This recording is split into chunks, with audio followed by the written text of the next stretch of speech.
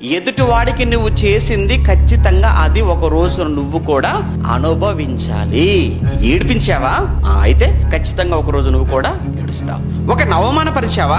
అయితే ఖచ్చితంగా ఒక రోజు నువ్వు కూడా అవమానించబడతావు. అయితే ఒకరిని నిందించావా? నువ్వు ఖచ్చితంగా ఏదో ఒక రోజు నువ్వు కూడా నిందించబడక తప్పదు. ఎందుకంటే నువ్వు విత్తేది చెడు.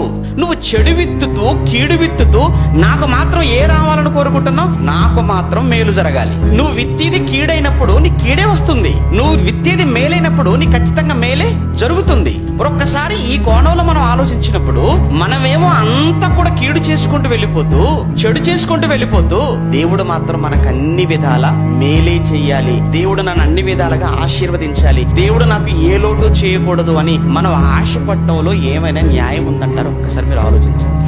అంటే ఒకసారి మనకు వచ్చే కొన్ని రోగాలకు కావచ్చు, అలానే మనకు వచ్చే కొన్ని సమస్యలకు కానీ, మనకు వచ్చేటువంటి కొన్ని కష్టాలను కూడా మనం ఆలోచిస్తున్నప్పుడు ఎక్కడో మనం రాంగ్ ట్రాక్ లోకి వెళ్ళాం, ఎక్కడో మనం పొరపాటు చేశాం, ఎక్కడో మన తప్పటడుగులు పడ్డాయి, ఎక్కడో మన నిర్ణయాలు భిన్నంగా వెళ్ళిపోయాయి. అందువలనైనా ఈరోజు మనకి ఏ బాధలు, అందువలనైనా ఈరోజు మనకు వచ్చిన ఈ కష్టాలు, అందువలనైనా ఈరోజు మనం ఉన్నటువంటి సమస్యలు